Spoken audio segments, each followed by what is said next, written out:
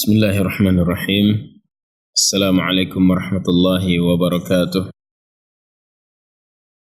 Alhamdulillah hamdan katsiran tayyiban mubarakan fih, mubarakan alaihi kama yuhibbu rabbuna wa yarda. Wa ashhadu an la ilaha illallah wahdahu la syarika lah, wa ashhadu anna Muhammadan abduhu wa rasuluh sallallahu alaihi wa ala alihi wa ashabihi wa man tabi'ahum bi ihsanin ila yaumiddin, amma ba'd. Jamaah salat maghrib yang dirahmati Allah subhanahu wa ta'ala, pengajian kita dari kitab fiqih, yaitu Mulakhas Fiqih, yang alhamdulillah sudah kita masuk ke dalam kitab shalah, yang pada pertemuan yang lalu kita jelaskan, Syekh telah kita baca dari apa yang ditulis oleh Syekh yang berkaitan tentang kewajiban salat 5 waktu. Kemudian kapan awal diperintahkan salat 5 waktu, kemudian salat apa yang dilakukan oleh Nabi sebelum diperintahkan untuk salat 5 waktu, dan sudah kita baca. Pada malam hari ini insyaallah kita lanjutkan yang insyaallah pembahasan kita pada malam ini yang berkaitan tentang adzan wal iqamah. Sebelum masuk kepada syurutus shalah, syarat-syarat salah, sini muallif menjelaskan tentang ahkamu al-adzan wal iqamah. Qala lamma kanat as-salawatu al-khamsu muaqqatatan bi awqati muayyanatin la yajuzu fi'luha qabla dukhuli tilka al-awqat. Kata beliau, jika salat itu merupakan sesuatu yang waktunya telah ditetapkan dengan waktu-waktu tertentu, maka tidak boleh bagi seorang muadzin atau seorang yang ingin melakukan salat kemudian dia salat sebelum masuk waktunya. Karena salat itu merupakan dilaksanakannya pada waktu-waktu yang telah ditentukan oleh Allah Subhanahu wa taala. Kata Allah, inna salata kanat 'alal mu'minina kitaban mawquta. Salat itu merupakan kewajiban atas kaum mukminin yang waktu-waktunya telah ditentukan oleh Allah Subhanahu wa taala. Maka tidak boleh kita mendahului waktu sebelum masuk waktunya. Wa kana al-katsiru minan nas la ya'rifu dukhul al-waqt. Dulu awal sekali diwajibkan salat, kebanyakan manusia mereka tidak mengetahui masuknya waktu salat, waktu zuhur jam berapa, atau bagaimana keadaan matahari, kemudian waktu asar, maghrib, subuh dan isya. Nah, au qad yakunu mashghulan la yantabihu lidukhulih, atau bisa jadi mereka mengetahui waktu-waktunya akan tetapi tersibukkan. Mungkin dulu nggak ada jam. Kalau sekarang mungkin kita bisa setel jam, setel HP, malah ada aplikasi waktu-waktu salat. Begitu masuk waktu salat zuhur, ada munabih, ada yang mengingatkan, bunyi suara adzan atau yang lainnya. Nah, dulu bisa jadi mereka mengetahui, mungkin tersibukkan. Para sahabat sama seperti kita. Mereka sebagian berdagang di pasar, sebagian mereka di kebun-kebun mereka, kebun kurma, kebun anggur dan yang lainnya. Kemudian syara Allah, maka situlah Allah Subhanahu wa taala mensyariatkan al-adzan lis-shalah. Di awal perintah salat, karena adzan ini perintah awal dilaksanakan adzan pada tahun pertama Hijriah. Sementara kita tahu bahwasanya salat itu telah diwajibkan oleh Allah sebelum hijrah. I'laman lidukhuli waqtiha. Adzan itu sebagai i'lam, pemberitahuan bahwasanya telah masuk waktu adzan. Maka tidak boleh dihalangi orang untuk adzan karena sudah masuk waktu salat. Maka dikumandangkan, diberitahukan kepada manusia. Tidak bisa dengan alasan sekarang ini sudah banyak HP. Sudah punya alat-alat yang bisa dipergunakan oleh manusia sehingga kita tidak perlu lagi suara adzan yang keras misalnya. Maka ini tidak bisa. Karena adzan itu syiar Islam yang wajib dikumandangkan. Walaupun orang telah mengetahui waktu-waktu masuk waktu salat, maka tetap dikumandangkan adzan. Dan kumandang adzan itu banyak keutamaannya, nanti akan disebutkan. Di antaranya bisa untuk mengusir syaitan, Ya, nanti akan sebutkan oleh muallif ya pada bab yang akan datang ini. Kemudian kata beliau qal wa qad syuri'al adzan fi sanah al-ula lil hijrah an-nabawiyah. Dan sungguh telah disyariatkan adzan pada tahun pertama Hijriyah. Ya, sebagian ahli fikih mereka mengatakan pada tahun kedua Hijriyah. Namun sini Syekh menyebutkan bahwasanya disyariatkan adzan itu pada tahun pertama Hijriyah. Baik. Wa sababu masyru'iyyatihi annahu lamma asura ma'rifatul awqati alaihim tasyawaru fi nasbi alamah laha. Maka sebab dikumandangkan adzan, disyariatkannya adzan, sebabnya adalah kata beliau karena susahnya untuk mengetahui waktu-waktu. Mereka sulit untuk memahami waktu asar, duhur dan seterusnya. Terkadang Nabi menyebutkan waktu itu dengan sesuatu tanda. Seperti sebaik-baik waktu sholat asar duha ketika anak unta sudah tidak tahan kepanasan. Berarti mungkin kalau kita perkirakan sekarang sekitar jam 10 atau setengah 11. Nah, dulu tidak ada jam. Nabi mengatakan dengan alamat seperti ini. Nah, kalau kita sekarang mengatakan kira-kira jam 10 atau jam 11, boleh enggak dengan kita kias mengatakan onta? Boleh saja. Karena masa dulu Nabi tidak ada jam. Sehingga diperkirakan kapan waktu panas itu ketika sekitar jam 10 setengah 11 itu anak unta, disebutkan anak unta karena masih kecil, mungkin bulunya tidak lebat sehingga begitu panas dia akan masuk ke dalam kandangnya. Ini sebagai tanda. Maka sekarang mungkin kita perkirakan sekitar jam 10 setengah 11 itu waktu sebaik-baik waktu duha. Baik. Nah, kemudian mereka para sahabat bermusyawarah, Nabi dan para sahabat bermusyawarah bagaimana cara kita menetapkan waktu adzan atau bahwasanya telah masuk waktu untuk dilaksanakannya salat. Fa uriya Abdullah ibn Zaid hadzal adzan fil manam. Kemudian setelah musyawarah ya ditampakkanlah oleh Allah Subhanahu wa taala kepada Abdullah ibn Zaid ya adzan seperti yang kita dengar sekarang ini. Itu dari mimpi seorang sahabat. Nama beliau adalah Abdullah ibn Zaid. Ya, ketika bermimpi diajarkan, sebutkan dalam mimpinya dia bertemu dengan seorang ya dengan dua pakaian, sebutkan ya dalam hadis yang sahih. Kemudian dia membawa lonceng. Kemudian dia tanya, apa ini? Berapa dijual? Saya mau beli. Untuk apa kamu beli ini? Saya ingin jadikan ini sebagai tanda untuk waktu sholat, untuk waktu bahwasanya telah masuk waktu sholat. Kemudian diajarkan dalam mimpi ini, maukah aku tunjukkan yang lebih baik daripada ini? Perintahkan adzan. Allahu Akbar seperti adzan yang kita kumandangkan sekarang ini. Kemudian begitu sadar beliau sampaikan kepada Nabi sallallahu alaihi wasallam tentang apa yang beliau lihat di dalam mimpi beliau. Baik. Wa aqarrahu al-wahyu, kemudian wahyu menetapkan bahwasanya adzan itu seperti itu. Ya, ketika disampaikan kepada Nabi sallallahu alaihi wasallam tentang mimpi beliau dan Nabi menyetujuinya. Sehingga dengan persetujuan Nabi sallallahu alaihi wasallam menjadilah adzan itu suatu syariat ya untuk bahwasanya pengumuman tentang telah masuknya waktu salat. Wa qala ta'ala ya ayyuhalladzina amanu idza nudiya lis-salati min yaumil jum'ati fas'au ila dzikrillahi wa dharul bai'. Ya, kata Allah dalam Al-Quran, wahai orang-orang yang beriman, apabila telah diseru untuk melaksanakan solat pada hari Jumat, fas'au ila dzikrillah, maka bersegeralah kalian untuk berzikir mengingat Allah Subhanahu wa taala, bersegera untuk menghadiri solat Jumat. Wa dharul bai', kemudian tinggalkanlah jual beli. Haram jual beli pada saat solat Jumat. Bagi mereka yang orang yang berhak untuk solat Jumat. Kecuali perempuan. Perempuan sesama perempuan tidak mengapa. Karena mereka bukan ahli Jumat. Bukan orang yang berhak untuk sholat Jumat.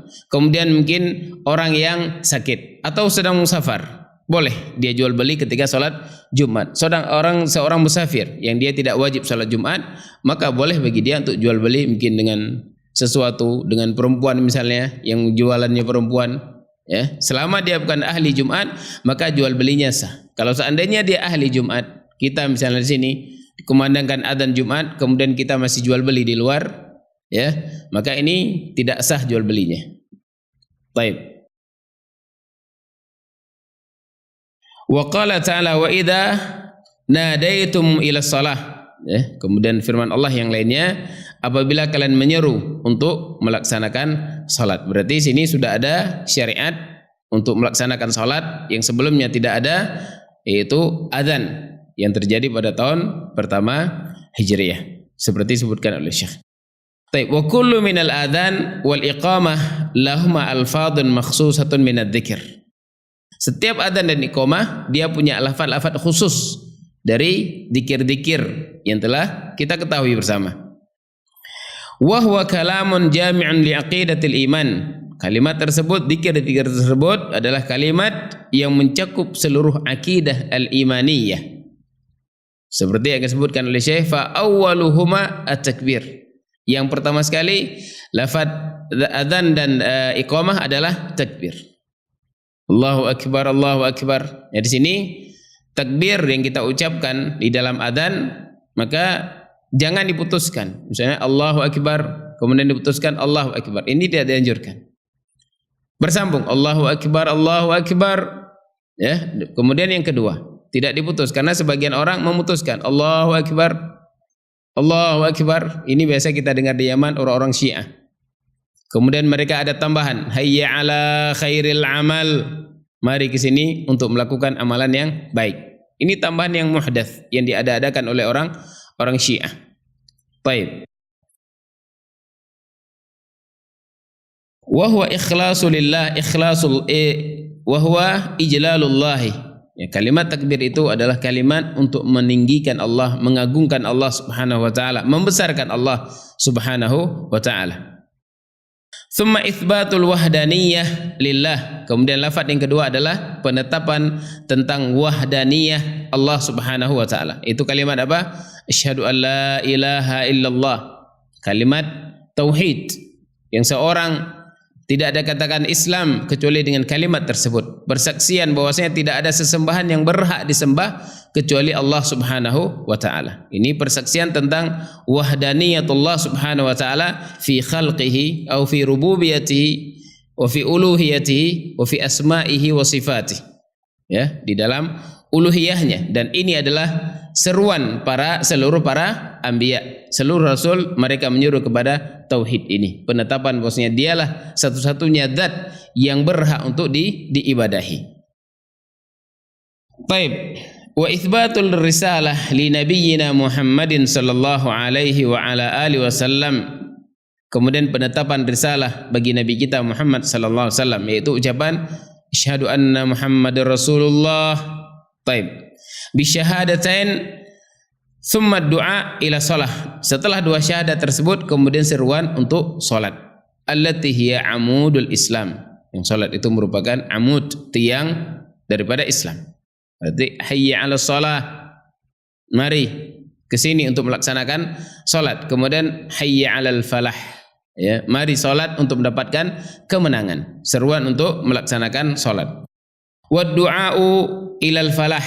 Tadi salat kemudian doa ilal falah, menyeru untuk mendapatkan kebahagiaan dan kemenangan. Berarti sini hanya dengan salatlah orang bisa akan mendapatkan kemenangan.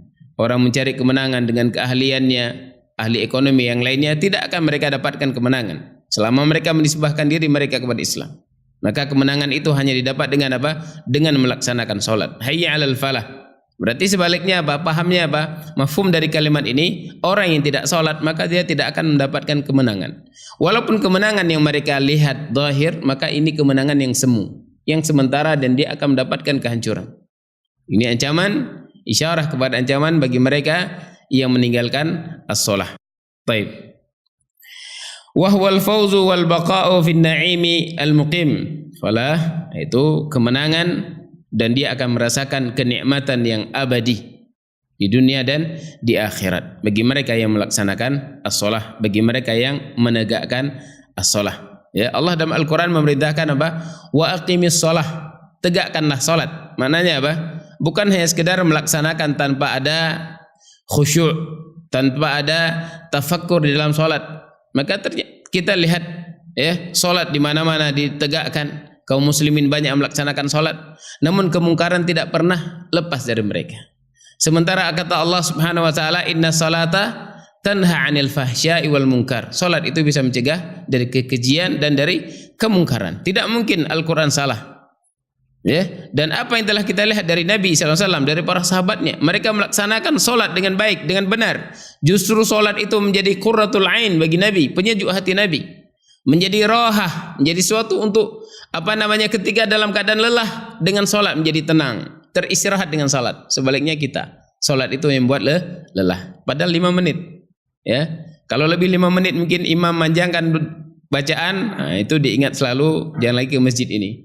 Cari masjid lain, ya, yang pendek-pendek, kemudian berdalil. Nabi nggak merintahkan yang panjang-panjang. Jadi panjang pendek itu sesuai dengan selera dia, bukan sesuai dengan apa yang telah dicontohkan oleh Nabi SAW. Nabi pernah baca satu antara salat maghrib ini, surat Al-A'raf.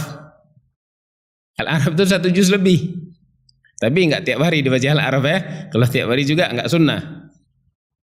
Selama kita pernah di Yaman, saya dapati cuma sekali pernah baca surat Al-A'raf. Itu selesai sholat udah sebentar, 5 menit 10 menit adzan Isya. 5 menit mungkin, 1 juz lebih. Cuman imamnya bacaannya cepat. Nah ini jangan dipraktek setiap hari ya. Tinggal sendiri besok, nggak ada lagi yang sholat. Baik.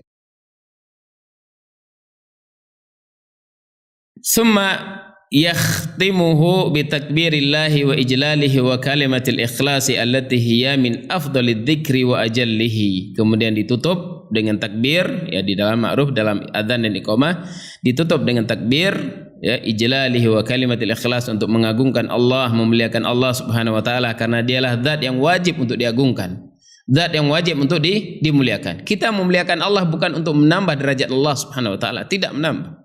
Sudah puncak derajatnya. Kita memuji Allah Subhanahu wa taala, mengagungkan Allah, membesarkan Allah, mentauhidkan Allah, faedahnya ke kita.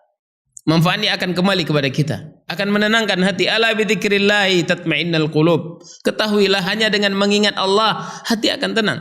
Bukan berarti ketika kita tidak mengingat Allah, Allah terlupakan, tidak akan pernah. Allah akan turun derajatnya, kalla, tidak akan mungkin. Kita berzikir kepada Allah, Allah menyuruh kita mengingat Allah untuk kemanfaatan kita. Allah tidak mengambil manfaat sedikit pun dari kita. Kita makhluk yang lemah. Wa khuliqal insanu dha'ifa, diciptakan manusia dalam keadaan lemah. Allah tidak butuh sama sekali kepada makhluknya. Hatta arasy yang begitu besarnya tidak butuh kepada arasy. Namun arasy lah yang butuh kepada Allah Subhanahu wa taala. Baik, ucapan-ucapan zikir yang kita ucapkan, Al-Qur'an yang kita baca, salat yang kita lakukan, Allah tidak mengambil kemanfaatan sedikit pun. Semuanya manfaat akan kita peroleh di dunia dan di akhirat. Baik. Wallati law wuzinat bis samawati wa amirihinna ghairillah wal ardina sab'i wa amirihinna farajahat bihinna li'adamiha wa fadliha. Kalimat yang kita ucapkan, ya, kalimat la ilaha illallah ini, kalau seandainya ditimbang kalimat la ilaha illallah ini, diletakkan di dalam satu timbangan. Kemudian 7 lapis langit dan 7 lapis bumi diletakkan dalam satu timbangan. Berarti kita nanti ada timbangan di akhirat, ya. Nah, timbangan itu jangan kita pikirkan seperti timbangan yang ada sekarang ini. Timbangan ini bisa menimbang langit dan bumi. Ya, berapa luas langit dan bumi? Setiap satu langit itu jarak perjalanan 500 tahun perjalanan.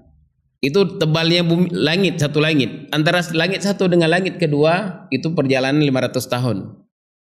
Ya, kemudian di atas paling tinggi arasy Allah Subhanahu wa taala. Bumi yang 7 ini dilemparkan, yang kita sebutkan begitu luasnya, dilemparkan di atas arasy itu sama seperti dilemparkan koin di atas lembah yang begitu luasnya, tidak kelihatan apapun. Itu di atas arasy. Arasy, kemudian Allah Subhanahu wa taala akbar min kulli syai'. Besar dari segala sesuatu, tidak ada yang lebih besar daripada Allah Subhanahu wa taala. Allah di atas arasy. Bukan berarti Allah butuh kepada arasy. Arasy itu makhluk. Jangan kita berprasangka kalau kita katakan Allah tinggi di atas arasy-Nya, karena Allah menyebutkan dalam Al-Qur'an, Ar-Rahmanu 'alal 'arsy istawa. Allah itu tinggi di atas arasy-Nya. Allah tidak butuh kepada arasy. Kalau kita katakan butuh, berarti Allah, kita meyakini malaikat itu makhluk Allah yang menurunkan hujan. Ada malaikat Jibril menurunkan wahyu. Apakah berarti Allah butuh kepada malaikat? Tidak butuh sama sekali.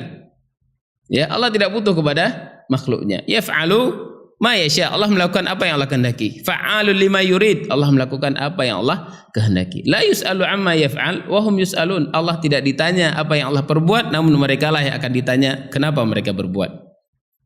Baik, Allah menyebutkan sifat-sifatnya dalam Al-Quran, maka kewajiban kita untuk beriman. Tidak boleh kita tahrif, tidak boleh kita takwil, tidak boleh kita ta'til, tidak boleh kita takyif, tidak boleh kita tamtsil. Kita biarkan sebagaimana datang ayat-ayat berkaitan tentang sifat Allah Subhanahu wa taala. Ini akidah Ahlussunnah wal Jamaah. Akidah para sahabat. Tidak pernah kita dengar sahabat ketika disebutkan kepada mereka Ar-Rahmanu 'alal 'arsy istawa, bagaimana Allah beristiwa di atas arasnya, apakah dempet, apakah duduk dan lain sebagainya, tidak pernah ditanyakan. Tapi kalau seandainya pertanyaan itu kita bahas bagaimana aras, bagaimana cara duduk, maka kalau itu mendatangkan kebaikan, itu merupakan suatu ilmu, para sahabat akan bertanya. Mereka orang lebih semangat untuk mendapatkan ilmu daripada kita. Apalagi yang berkaitan tentang Allah Subhanahu wa taala. Ketika kita tahu mereka tidak pernah bertanya, maka juga kita diam. Kita cukup imani Allah di atas arasnya. Baik. Wa qad ja'at al-ahadits fi fadlil adzan, dan datang hadis-hadis yang banyak tentang keutamaan adzan. Wa annal muadzin atwalun nasi a'naqan yaumal qiyamah. Kata Nabi sallallahu alaihi wasallam dari hadis sahih di dalam Sahih Muslim, kata Nabi, sesungguhnya muadzin, para tukang adzan, muadzin Bilal mungkin bahasa kita ya, Bilal di masjid atau di surau. Annal muadzin, bahwasanya para muadzin itu atwalun nasi a'naqan yaumal qiyamah, adalah orang yang paling panjang lehernya pada hari kiamat. Ya, orang yang paling panjang lehernya pada hari kiamat. Disebutkan apa makna hadis ini? Qala Ibnu al-Arabi, salah seorang imam bermadhab Maliki, maknahu aktsarun nasi a'malan, adalah manusia yang paling banyak amalannya, yang paling besar amalannya, yaitu para muadzin. Wa qala al-Qadhi Iyad wa ghairuhu rawahu ba'duhu i'naqan, sebagian rawi yang lainnya mereka mengatakan atwalun nasi i'naqan. Apa maknanya? Asra'an ilal jannah, orang yang paling cepat masuk ke dalam surga. Keutamaan yang besar bagi mereka yang adzan. Kemudian datang hadis yang lainnya, kata Nabi sallallahu alaihi wasallam, man adzana thintaini asyarah sanah, barang siapa adzan selama 12 tahun, ya, wajabat lahul jannah, wajib untuk dia masuk dalam surga. Ya, hadis ini dikeluarkan oleh Ibnu Majah, disahihkan oleh Imam Hakim dan oleh Syekh Al-Albani rahimahumullahu taala. 12 tahun jadi muadzin dijamin masuk surga. Ya. Baik, ini keutamaan yang besar bagi mereka semangat di dalam adzan. Karena dalam hadis juga yang saya juga kata Nabi, setiap adzan dikumandangkan, maka siapapun yang mendengar suara adzan, baik dari kalangan jin, dari kalangan manusia atau yang lainnya, mereka akan mempersaksikan nanti di hari kiamat tentang ucapan si fulan, hayya 'alas shalah, atau lafal-lafal adzan yang lainnya. Allahu akbar, Allahu akbar. Dia akan menjadi saksi, si fulan muadzin, si fulan telah mengucapkan, si fulan telah mengagungkan Engkau ya Allah. Keutamaan yang sangat besar bagi mereka yang adzan. Kemudian juga bisa mengusir syaitan. Ya, kata Nabi, idza nudiya lis-salati atbara asy-syaitanu wa lahu durat. Apabila sampai waktu adzan atau dikumandangkan al-adzan untuk salat, maka para syaitan akan lari terbirit-birit sampai durat itu keluar angin dari dubur, kentut. Sebutkan oleh Ibnu Hajar, keluar kentut dengan sengaja supaya dia tidak mendengar suara adzan. Lari kebirit-birit, mungkin kalau kita lihat ya kedengaran terkadang ada suara binatang keluar, mungkin ada binatang yang bisa melihat syaitan lari. Suara anjing atau yang lainnya, ya, ketika suara adzan dikumandangkan, syaitan akan kabur, lari. Kemudian dia balik.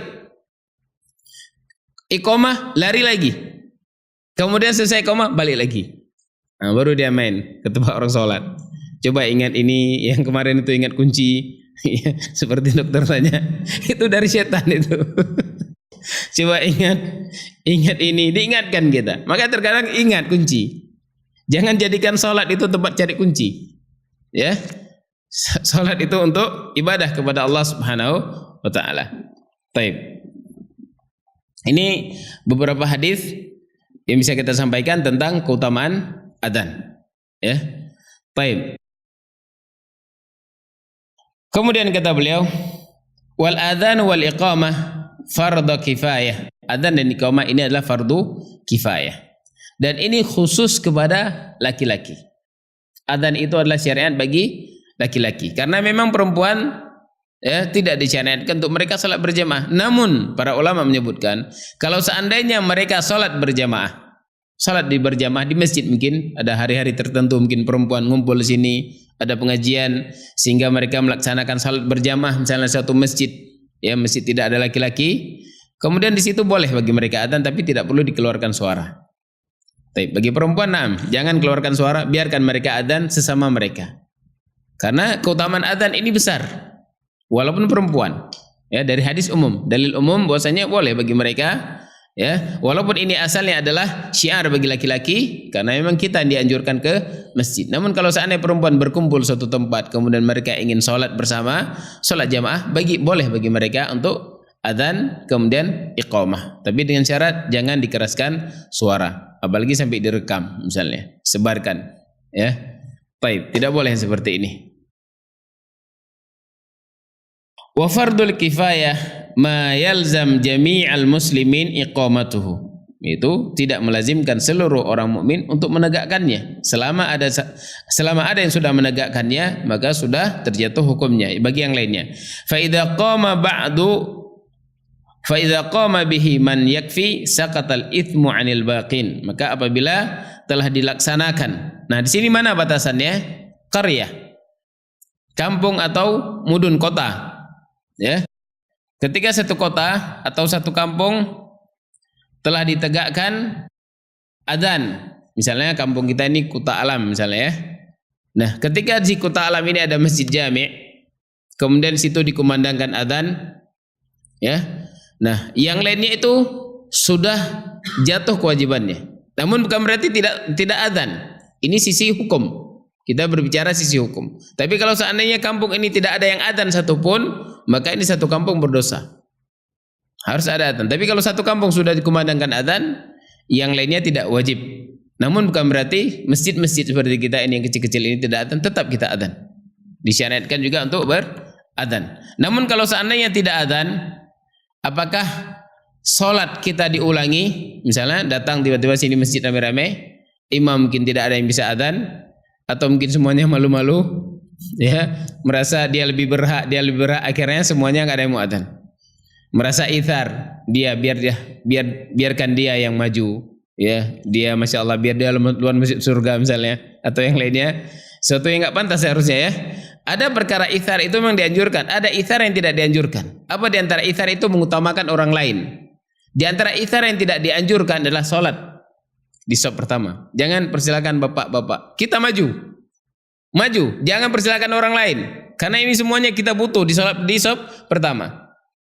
Sampai kata Nabi, kalau seandainya mereka tahu apa yang ada di shop pertama, kemudian dia tidak dapatkan kecuali dengan cara diundi, dia berusaha untuk diundi. Boleh saya diundi, pokoknya saya harus dapat shop pertama. Sini nggak dianjurkan. Oh, ini bapak yang udah tua, ini komandan saya, bapak silakan biar saya belakang. Lah, tetap kita berlomba-lomba untuk di shop pertama. Namun juga demikian jangan tarik-tarikan. Kalau mau nggak ribut, mau cepat, pergi cepat biar dapat shop pertama. Ya, baik. Dianjurkan. Di sini nggak ada ithar, nggak perlu kita suruh orang lain. Wah, ini mungkin guru saya atau mungkin ketua komandan saya biar menghormati. Di sini nggak ada penghormatan. Ya, semua kita berlomba untuk mendapatkan yang terbaik.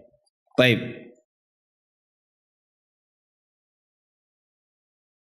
Huma, kata beliau, min syiaril Islam al-zahirah wa huma masyru'an fi haqqir rijal hadaran wa safaran lis salawatil khams.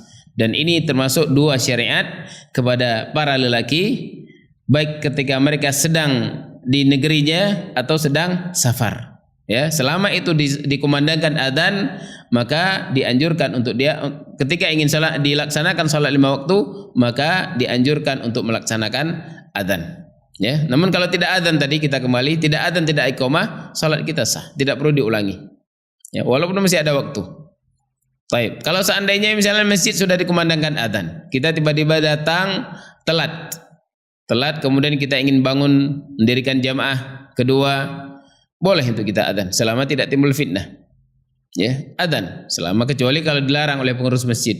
Masjid ini nggak boleh ada adzan 2 kali. Kami sudah adzan. Kalau kalian salat silakan salat. Kalau dia larang maka nggak perlu adzan. Baik. Walaupun kita salat sendiri di rumah, boleh bagi kita untuk adzan. Bukan wajib ya, ini anjuran karena dengan dalil yang umum tadi, setan akan lari. Kemudian setiap yang mendengar adzan kita nanti akan bersaksi di hari akhirat. Demikian juga kita yang sedang di kebun misalnya tidak bisa ke masjid, tidak ada masjid jauh, silakan sholat sendiri misalnya di kebun, adzan dan iqamat. Baik, karena ini syiar bagi laki-laki, baik ketika dia sedang safar atau ketika dia sedang mukim di tempatnya atau ketika sedang safar. Baik. Baik, ini yang bisa kita sampaikan. Semoga yang sedikit ini berfaedah. Subhanakallahumma bihamdik asyhadu an la ilaha illa anta astaghfiruka wa atubu ilaik. Assalamualaikum warahmatullahi wabarakatuh.